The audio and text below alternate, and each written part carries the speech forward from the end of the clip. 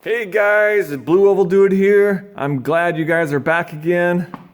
I'm just stopping in here to do an update on what we got going on.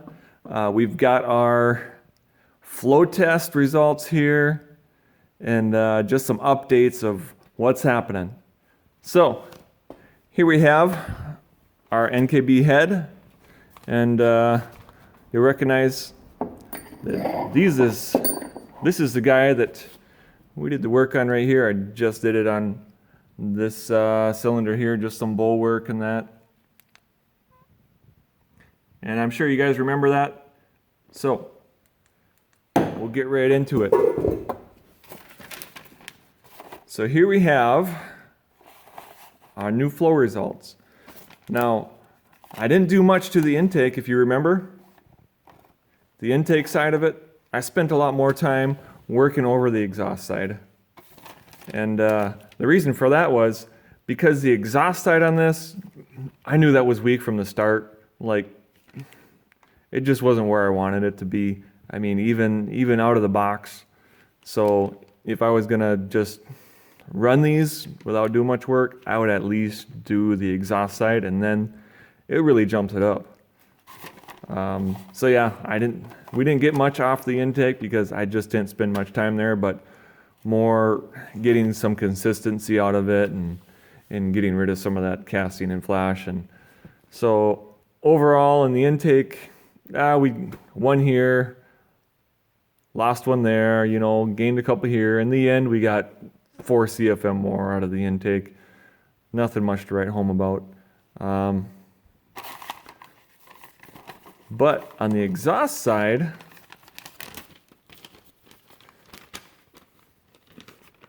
I'll just fold this over so you can have a look here. Make this simpler. All right. On the exhaust side is where I really wanted this thing to, make some improvements. So here we go. We got on the bottom what they claimed it was. And this line here is our test direct out of the box. And that upper one up here is the improvements after just some bowl blending. Remember, I didn't open the thing up. Remember, the exit of it is the exact same size that it was when it came out of the box. This is just me doing some basic bowl work. Just that some things that any of you guys can do just to show what kind of improvement you can get from just doing that kind of stuff. So down on the bottom down here, you can see we started out of the box 110, 103. But then over here's when we start jumping 300 thousandths. And this is not a back cut valve.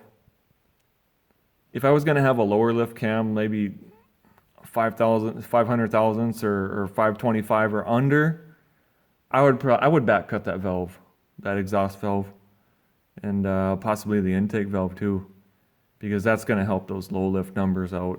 I bet you'll see a pretty good jump there, but I'm not planning on that. So, all right, so 300 thousandths. You see we were at 141 before, and now we're at 146. So 5 CFM there. Over here, 400 thousandths, 163, 168. So wait, 5 CFM, but if we look over here, it topped out before at 166. So now we're doing more at 400, 168 than we were out of the box over here. And at 500, wait a minute, we jumped to 185 from 166. See that?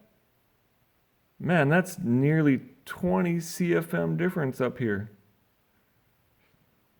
And over here, picked up a little bit more. Just 2 CFM more. But it didn't quit at 500 this time. 500. So, So then we went from 166 to 187, 21 CFM more. And it didn't do any better at 700 thousandths. But 21 CFM difference out of that basic bull job, I'd say that's pretty significant.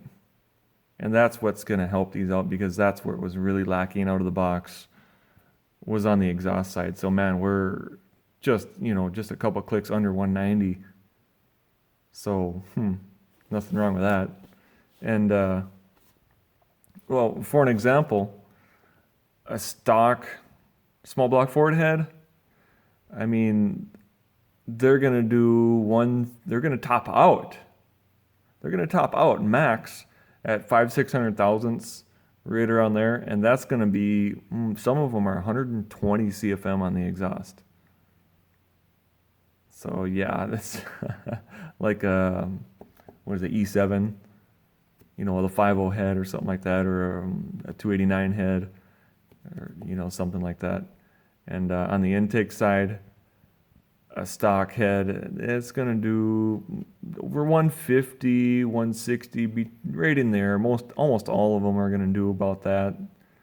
A stock 302, 351, 289. I mean, they're kind of all within that range.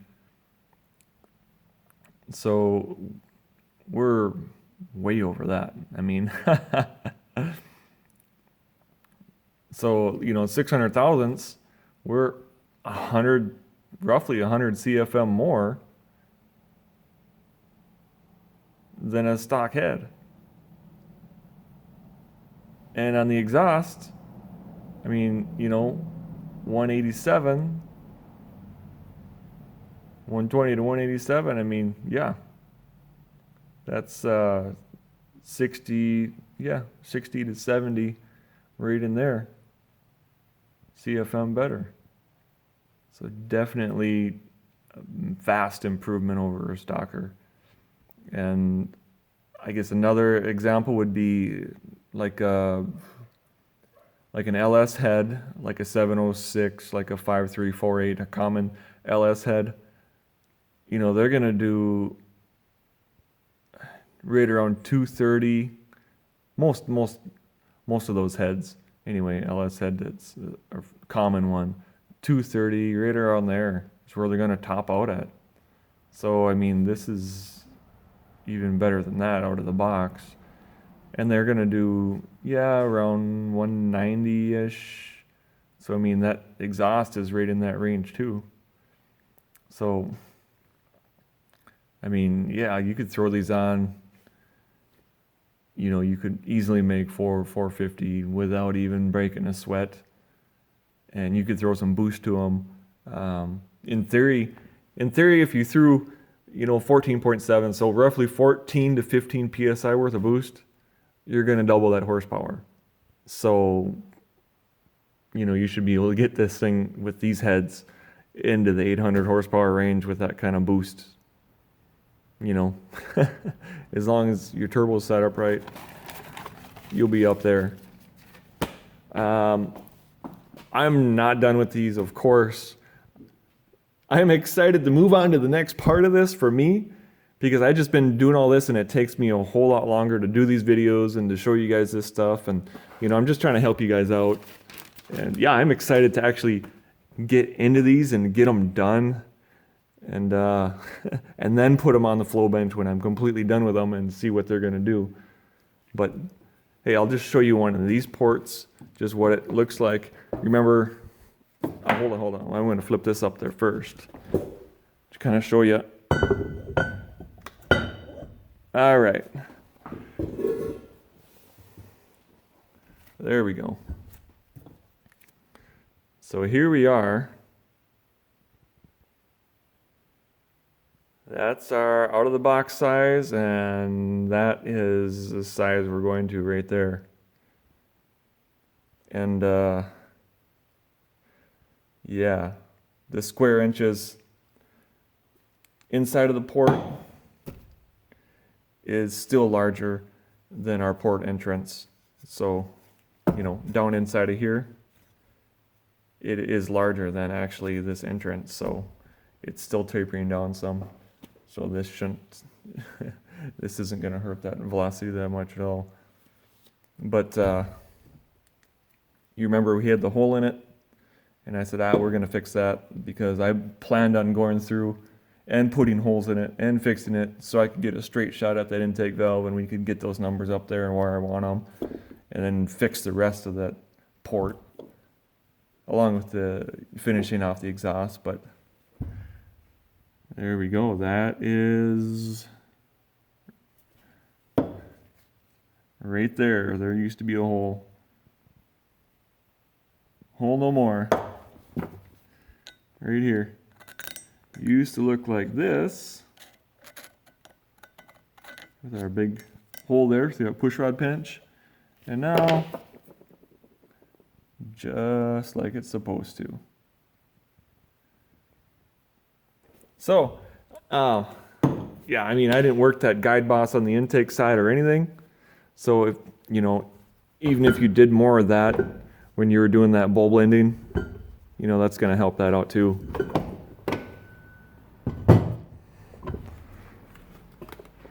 So, all right.